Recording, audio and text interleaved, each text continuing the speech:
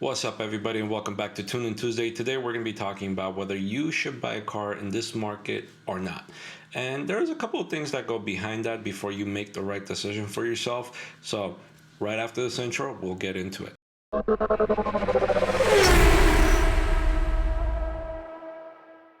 All right, so I get asked this question a lot whether you should buy a car in this market or not. And there's a couple of different factors that go behind it. One being is, do you really need a car right now? And two, is it a necessity for you to have a second car? Now, what you have to ask yourself is basically, have you done the right amount of shopping around, whether it's websites or visiting dealerships, making sure you find the right car for the right place, or you just an impulse buyer like myself. Now, one of the good things about buying a car right now specifically is the market is starting to adjust itself, especially when it comes to the pre-owned market. Now, what we saw in the past was roughly about a 36% gain in pre-owned vehicles as far as pricing goes. Now, that's starting to settle down a little bit, where the pre-owned pricing has basically stabilized itself. Some of them are coming down in certain areas, such as California, and in certain areas, they're just stagnant and haven't moved at all. Now, there's a few reasons behind that. One of the major reasons is that a lot of dealerships have too many used cars and they can't get rid of them. One of the biggest ones, especially out there, is CarMax. They've bought so many cars that they don't know what to do with it, even though they have so many dealerships all across the country where they can basically ship from one side to the other. That doesn't mean that they're going to be able to get rid of that car right then and then. However, one of the downfalls of purchasing pre-owned cars from consumers is, especially when the market starts to come down, these dealerships get stuck with these cars, and sometimes they buy them for X amount and can't get rid of it and have to start discounting. This is where everything is starting to fall under right now.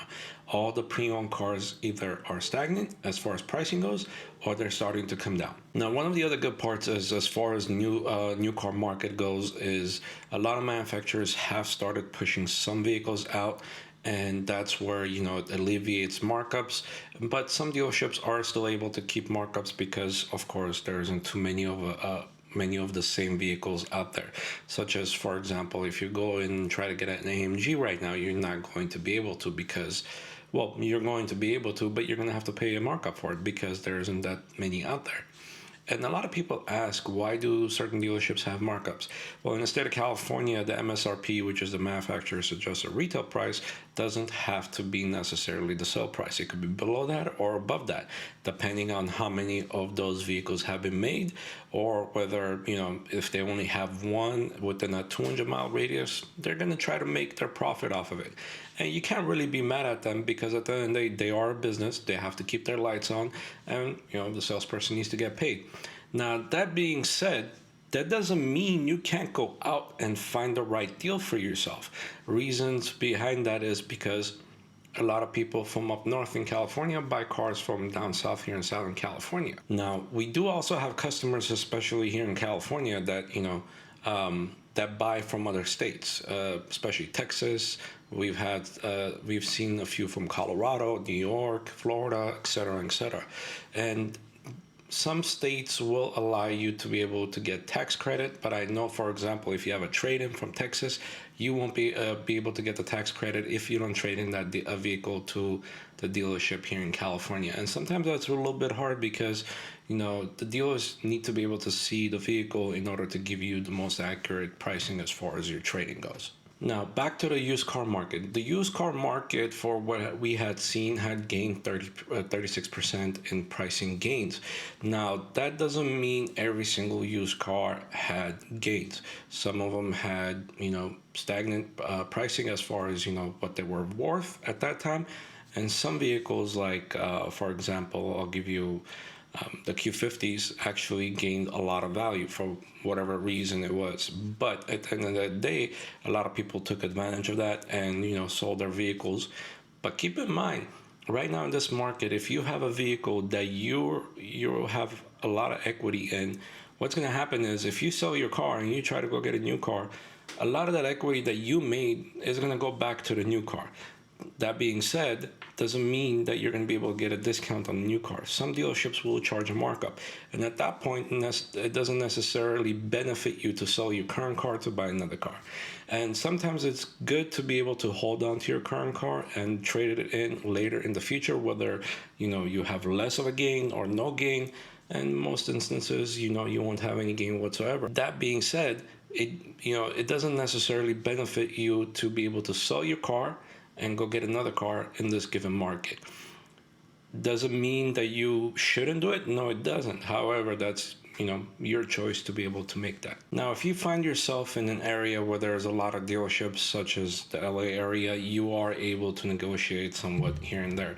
There are some dealerships that will hold on to the value of the vehicle no matter what you say or do, and some dealerships will give you a little bit of leeway to be able to get some kind of a discount.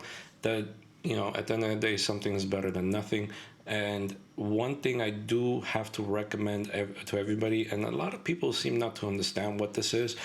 If you're gonna buy a pre-owned vehicle, if you don't put a good enough down payment to cover your behind, let's just say, make sure you get gap insurance.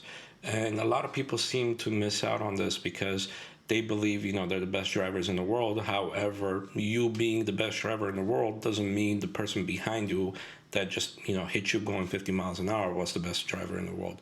So make sure you do your research. Make sure you see exactly what you're buying into, what the value of the vehicle is, how much you're putting down, how much you're financing, what your interest rate is. And there's a lot of great credit unions out there that are still giving out good rates, even though the feds did raise the rates. However, some dealerships, especially in the LA area, still can get you those rates that credit unions offer, or sometimes even better. And I've seen that happen in the past, where credit union offered them 3.9.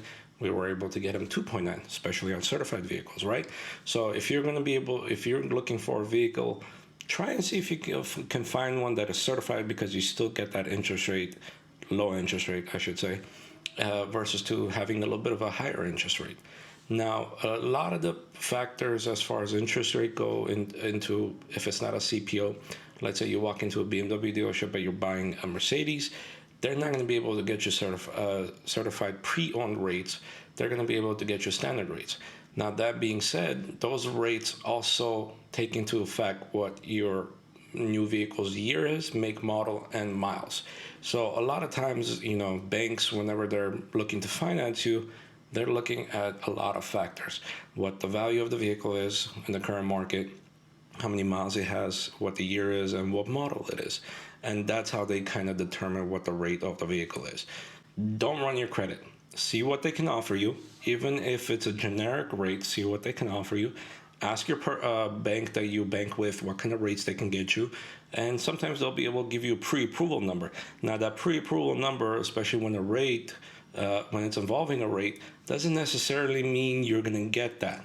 So make sure you give them the information as far as what car you're getting, the miles, make, model, so forth and so forth, and they'll be able to kind of get to the mark exactly where you will be as far as the rate goes. Now, also when it comes to shopping for a car, what you want to do is, a lot of people go online and they submit their information as far as inquiries go. What you want to do is if you're going to be able... Now, when it comes down to shopping for a car, what a lot of people seem to be doing is going online, submitting their information as far as, name, number, email, and trying to negotiate a deal like that. A lot of times you're not going to get anywhere, because if you're not there in front of them, you're not going to be able to realistically negotiate on that specific car. A lot of times what dealerships like to see, especially sales managers, salespeople, is once you get there, you'll be able to negotiate a better deal versus to doing it online. Because what's to say while you're talking to them via email, somebody walks in, buys that car. So what you want to do is go in, negotiate with them, talk to them, befriend them basically, and see if you can get the deal that you want. And a lot of times what people seem to forget is these salespeople are independent agents. What that means is the information you give them, they negotiate that deal with their sales manager. So just because your salesperson wasn't able to get you the numbers that you are looking to get doesn't mean that they didn't try, because keep in mind, they don't get paid until you buy a car, right? So what you want to be able to do is when you go in, be upfront with the salesperson, tell them exactly what your wants and needs are, and let them know this is what you're kind of expecting. And if they can do that, they're going to be able to do it. And sometimes if they're not able to, the sales manager will walk in. You can negotiate with the deal with the sales manager, and a lot of times it's better that way because you're one-on-one with them and they know that you're serious. Now, when it comes to new cars, what you want to be able to do is find the exact car that you're looking for and find multiple versions of it if you can. And if it's a one-off, that's a different story. But at the same time, what you want to be able to do is find an exact replica of your car and compare one by one, whether it's, negotiating a price or asking for a price. But at the end of the day, keep in mind, being at the store, just like I said a few seconds ago, is going to give you more leeway to be able to get a better deal versus to just talking to somebody via email. And a lot of times, it does save you a lot of time versus to being at the store and negotiating for hours. But at the end of the day, if you're there and you're upfront with the salesperson, you're upfront with the sales manager, a lot of times they'll give you an answer right off the bat, whether it's a yes or no. And if it's not a yes or a no, they'll meet you halfway most of the time. And halfway again is better than nothing, walking out with no car. And unfortunately, as far as incentives go, not a lot of incentives out there unless whether if you're going into a new car, if you currently have, for example, Nissan, you go back to Nissan, you'll get something. However, as far as leasing incentives go, there isn't much out there for almost every manufacturer, but you still have some leverage if you're brand loyal. So if you go back to brand loyal, you can walk in with your current lease and possibly even just give them back your old car. Even if you have a year left, you might have some equity, might not, might walk away and get into a new car and go home. But also keep in mind, again, what you want to be able to do is be there and be one-on-one with the people, because at the end of the day, if you're not there, somebody can walk in and grab that car before you even know it. And it's happened in the past where you've been talking to somebody as far as the salesperson goes about a specific vehicle, and you're trying to negotiate a deal, and then a few hours later you get an email or a text message, hey, I'm sorry, but the vehicle was sold. And that happens often, and sometimes it's weird the way it happens, but at the end of the day, that's the name of the game. If you snooze, you lose, right? So guys, let me know what your thoughts are on the car market, especially right now, whether it's your equity, whether new car pricing, used car pricing, whatever it is. I want to hear you guys' thoughts.